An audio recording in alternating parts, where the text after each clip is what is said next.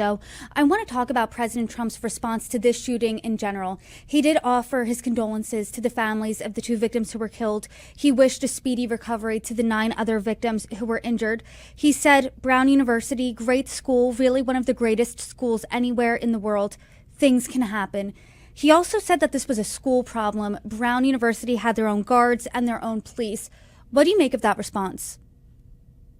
So what I would say is that, we're talking about people's lives that have been stolen. This should not be callous. This should not be something that we just kind of brush away as someone else's problem. We are all responsible for this. This is not just a Brown University thing. This is about access to firearms in this country. It's about having common sense gun laws that we know are proven to save lives. And it's about being there for the students and community and families all around Brown and beyond that are going to need to heal. You listen to this in stunned silence and understand that what we're watching happen in real time is the absolute moral bankruptcy of a presidency that has decided to treat human beings murdered in our schools as nothing more than collateral damage in a culture war that they've decided they want to wage. And the woman speaking truth to power in that clip is channeling the fury that every single one of us should feel when we see a president stand up at a holiday party, surrounded by lights and tinsel and seasonal pageantry, and utter the words "things can happen" about 2 students who will never go home for the holidays, who will never graduate, whose families will stare at empty seats at their dinner tables for the rest of their lives. On December 13, 2025, a shooter killed at least 2 people and injured 9 others during final exams at Brown University. And in reference to this mass shooting, U.S. President Donald Trump said,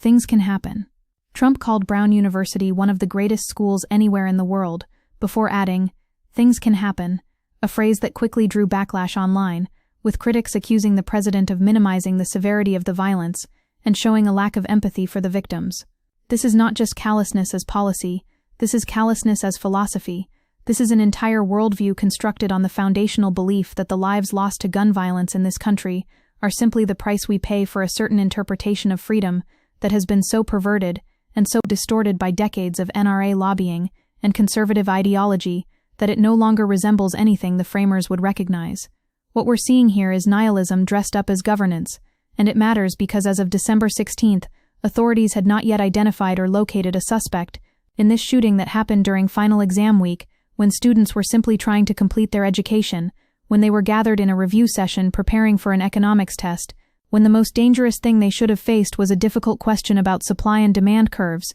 and instead 2 people were killed and 9 wounded in the shooting, and all were Brown students, with the dead identified as Ella Cook, vice president of Brown's College Republicans, and Muhammad Aziz Umirzakov, who immigrated to the United States from Uzbekistan as a child.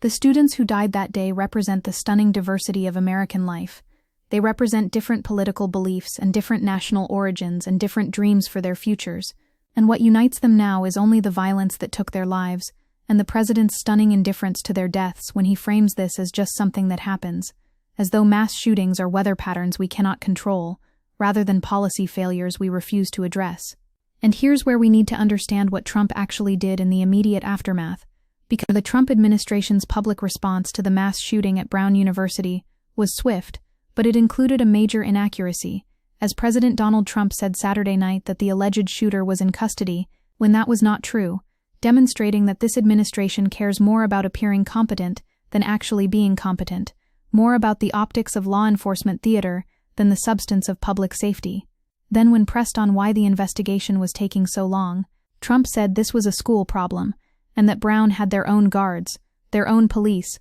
their own everything, which is perhaps the most revealing deflection imaginable because it shows you exactly how Trump views tragedy, which is as something that belongs to someone else, as something that can be blamed on institutions rather than on systemic failures of governance and political courage. President Trump blamed Brown University for the delay in locating the suspect in the fatal mass shooting on the school's campus, rather than examining the broader context of why we live in a country where, so far in 2025, there have been at least 391 mass shootings and 13,999 shooting deaths nationwide, numbers that should shock us into immediate action but instead have become background noise in the conservative imagination. We need to pause here and recognize what the gun safety advocate in that clip is actually saying when she talks about this being everyone's responsibility, when she invokes common-sense gun laws that are proven to save lives, when she speaks of families and communities that need to heal, because she's articulating a vision of collective obligation that stands in stark opposition to the radical individualism that has poisoned our discourse on firearms for generations. This is about the fundamental philosophical divide in American politics right now, which is whether we believe we have any responsibility to one another beyond the negative liberty of being left alone, whether the freedom to accumulate arsenals without restriction outweighs the freedom of college students to attend an exam review session without being murdered. The conservative answer to this question has been resoundingly clear, and it is yes.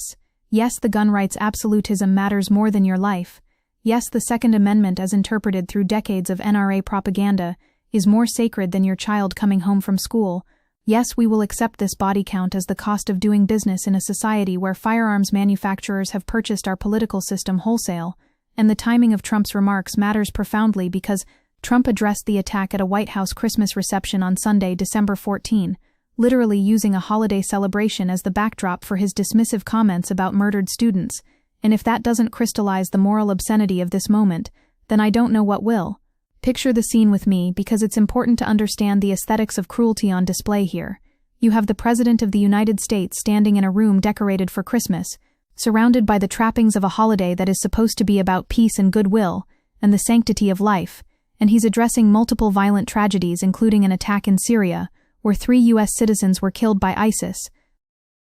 And he can muster righteous anger for that. He can promise retribution and vengeance. But when it comes to Americans killing Americans on a college campus during finals week, the best he can offer is that things can happen at even the greatest schools, as though Brown's academic prestige is somehow relevant to the fact that a gunman walked into a building and opened fire on students who were doing nothing more threatening than preparing for an exam.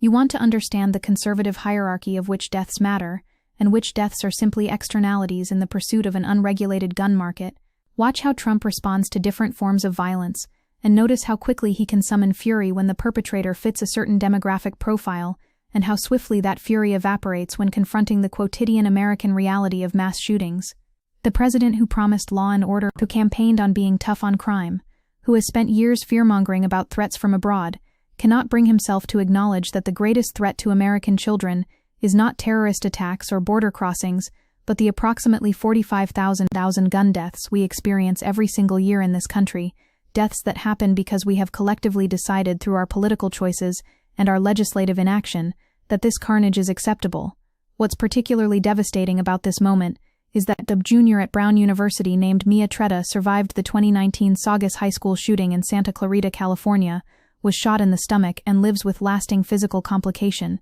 the meaning that there are students at Brown who have already survived one mass shooting only to experience the terror of another, students who thought they had finally found safety only to discover that gun violence doesn't care if you've already been shot in a school shooting. Think about what that means for an entire generation of young people in this country who are being raised with active shooter drills as a normal part of their education, who have to do active shooter trainings in a way previous generations did not, who understand viscerally that their lives are worth less to the political establishment than the profits of firearms manufacturers and the ideological purity of Second Amendment absolutists. This is the society we have constructed through our choices, through our votes, through our willingness to accept Republican talking points about guns as though they are immutable laws of physics rather than policy decisions that can be changed.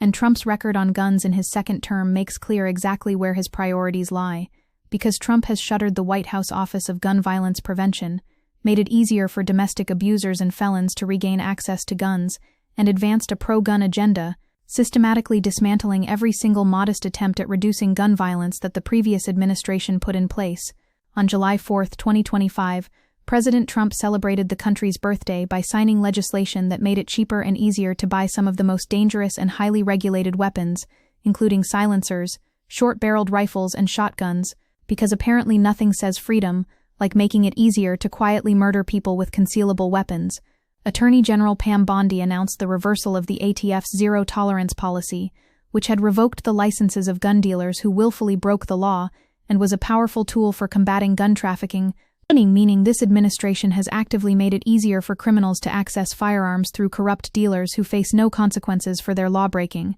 This is happening against the backdrop of progressive states desperately trying to save lives through evidence-based policy, with more than a dozen states passing new gun safety laws in the first 6 months of 2025, despite the challenging political environment, while Trump and his congressional allies work tirelessly to undermine every single one of these efforts and preempt state authority to regulate firearms. You're watching in real time the Republican Party's commitment to a vision of America where guns are everywhere and where any attempt to regulate their sale or possession is treated as tyranny, even as the U.S. was seeing violent crime drop to near 50-year lows when Trump took office, and almost immediately Trump began dismantling decades of bipartisan progress to reduce crime and prevent gun violence.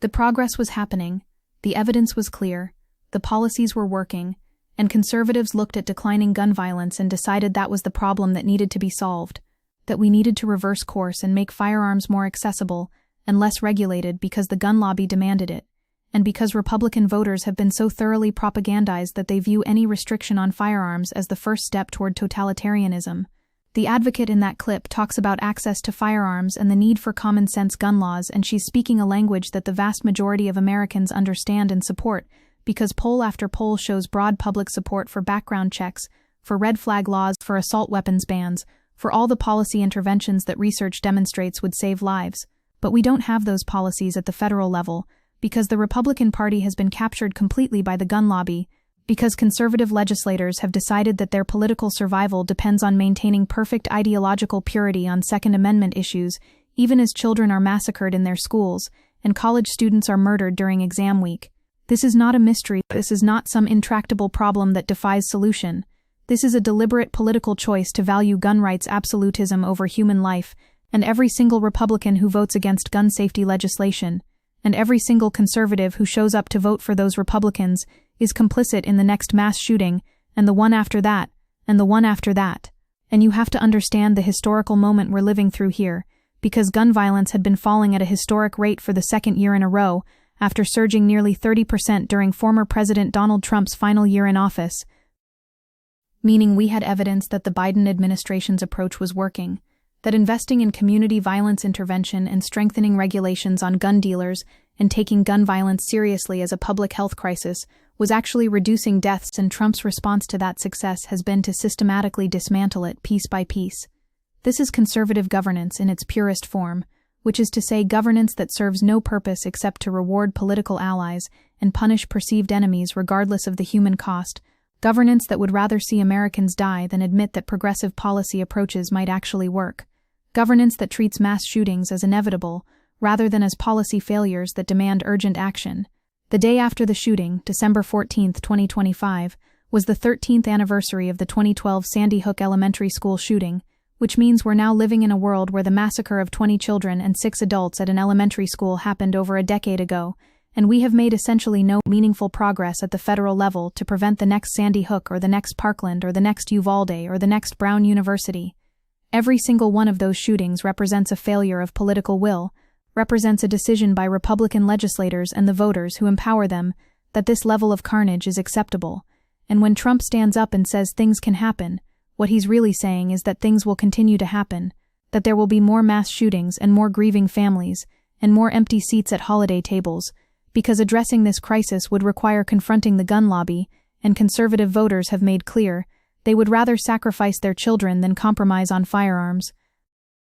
The woman in that clip who slams Trump for his callous response understands something that should be obvious to everyone, but that conservative ideology has obscured, which is that this is a collective problem that demands a collective solution, that you cannot individual choice your way out of a society awash in 400 million firearms where guns are the leading cause of death for children and teenagers. When she says we are all responsible for this, she's articulating a vision of social solidarity that has been systematically demolished by decades of conservative attacks on the very concept of collective obligation.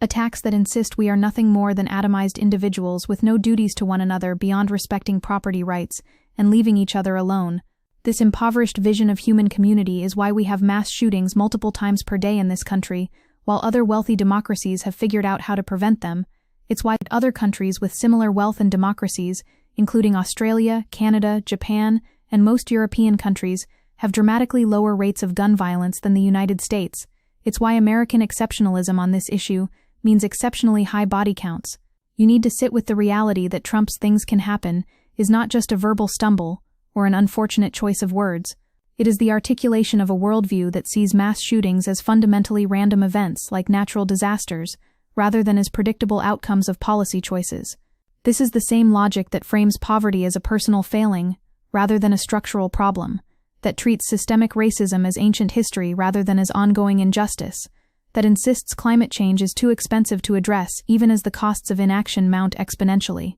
Conservative ideology requires this constant erasure of causation, this insistence that we are powerless to change outcomes that are in fact the direct result of decisions made by legislators we elect. And nowhere is this more apparent than on guns, where the causal chain is blindingly obvious. We have weak gun laws, we have easy access to firearms, we have a gun culture that treats weapons as solutions to problems, and therefore we have mass shootings at rates that dwarf every other developed nation on Earth. What's particularly obscene is how Trump frames this as a school problem, as though Brown University could have prevented a mass shooting through better security measures, perpetuating the conservative fantasy that the solution to gun violence is more guns, more armed guards, more hardened targets, more individual responsibility to defend yourself, rather than collective responsibility to create a society where you don't have to live in fear of being murdered while taking a test. This is the same logic that wants to arm teachers, that insists the solution to mass shootings in schools is to turn educational institutions into fortresses, that treats children learning to hide from active shooters as a normal and acceptable aspect of modern education. The cruelty is the point, but so is the deflection, because if we can be convinced that every school and every public space and every house of worship needs armed security to prevent mass shootings, then we never have to confront the elephant in the room, which is the guns themselves, the 400 million firearms in civilian hands, the complete absence of a national registry, the private sale loopholes, the gun show exemptions, the entire rotten infrastructure of our gun laws that treats lethal weapons as consumer products subject to less regulation than automobiles, the families who are grieving right now, the parents who got that phone call, the friends who will never see their classmates again, they know in their bones that this didn't have to happen, that school shootings in the United States had rapidly increased in the preceding decades, an overwhelmingly American phenomenon attributed to the country's unusual availability of firearms. They understand what Trump and every Republican legislator refuses to acknowledge, which is that we have made political choices that produce these outcomes, that other countries have made different choices and get different results, that there is nothing inevitable about college students being murdered during finals week except our collective decision to allow it to continue. And when Trump says things can happen, he's telling us that nothing will change, that he will not spend his political capital fighting the gun lobby, that he will continue to prioritize the profits of firearms manufacturers over the lives of American citizens, that the next mass shooting will be met with the same studied indifference and the same refusal to consider that maybe, just maybe, we should try doing something about the fact that we have a mass shooting nearly every day of the year. This is what conservative governance looks like in 2025. This is what happens when you elect politicians who have been so thoroughly purchased by special interests that they can no longer imagine an alternative to the status quo. This is the cost of right-wing ideology applied to public policy. Every time you vote for a Republican candidate who opposes gun safety legislation, you are voting for more Brown universities. You are voting for more grieving parents. You are voting for more students who survive one mass shooting only to experience the trauma of another. This is not hyperbole. This is not alarmism. This is simply a description of cause and effect. And if that makes you uncomfortable, then maybe you should examine why you're more invested in defending unlimited gun rights than in preventing Americans from being murdered. The blood is on our hands, collectively, but it is particularly concentrated on the hands of Republican legislators and the conservative voters who empower them, and the gun lobby that has spent billions of dollars making sure that even the most modest gun safety measures die in committee before they can get a vote. The fury you hear in that advocate's voice, the moral clarity she brings to condemning Trump's response, that should be the baseline for how we react to mass shootings instead of the exception. We should be outraged every single time. We should be demanding action from our representatives. We should be making clear that thoughts and prayers are not sufficient, and things can happen is not acceptable, and we will not tolerate a political party that treats dead children as the price of Second Amendment purity. This is the fight of our time. This is about whether we can build a society that values human life over gun manufacturers' profits. This is about whether we have any collective capacity to address problems that require us to place limits on individual freedom for the greater good. And if we cannot muster the political will to prevent college students from being murdered during finals week, then we need to be honest about what that says about us as a nation, about the moral bankruptcy at the heart of conservative politics, about the death cult logic that insists more guns will somehow solve the problems created by too many guns. The empty seats at holiday tables, the families who will never be whole again, the students who will carry trauma from this event for the rest of their lives. They are not abstractions, and they are not statistics, and they are not collateral damage in a culture war. They are human beings whose lives had value, whose dreams mattered, who deserve to live in a country that took their safety seriously, instead of treating their deaths as inevitable. That's what Trump's "things can happen" erases. That's what his callous indifference denies. That's what his refusal to blame anything except the university itself obscures. We could choose differently. We could pass the laws that other countries have passed, and get the results that other countries get. We could treat gun violence as the public health emergency it obviously is, and apply evidence-based interventions and save thousands of lives every single year. Or we can keep electing Republicans who view mass shootings as acceptable losses in the defense of unlimited gun rights, who will stand at holiday parties and shrug at murdered students, who will blame everyone except the obvious cause because acknowledging that cause would require them to defy the gun lobby that funds their campaigns. The choice is ours, and it could not possibly be more clear what the stakes are, and if we choose wrongly then we have no one to blame but ourselves, when the next mass shooting happens, and the one after that, and the one after that, each one another indictment of a political system that values power over people, and ideology over survival, and quarterly profits over human life. Things can happen, Trump says, and he's right. Things can happen when you make political choices that guarantee they will happen, when you build a society designed to produce mass casualty events, when you worship at the altar of gun rights absolutism, and sacrifice your children to appease a vengeful God called the Second Amendment, who demands blood tribute measured in thousands of lives per year. This is America in 2025. This is what conservative governance produces. This is what we get when we allow the Republican Party to treat human life as negotiable and gun rights as sacred, and it will continue until we find the courage to say enough, to demand better, to build the political power necessary to overcome the gun lobby and pass the laws that will save lives. The question is whether we have that courage, or whether we'll keep accepting Trump's "things can happen," as though it's wisdom rather than what it actually is, which is moral cowardice wrapped in indifference. The worldview of a man and a party who have decided that your life and your children's lives are acceptable sacrifices in pursuit of an ideology that kills and keeps killing, and will never stop killing until we stop them.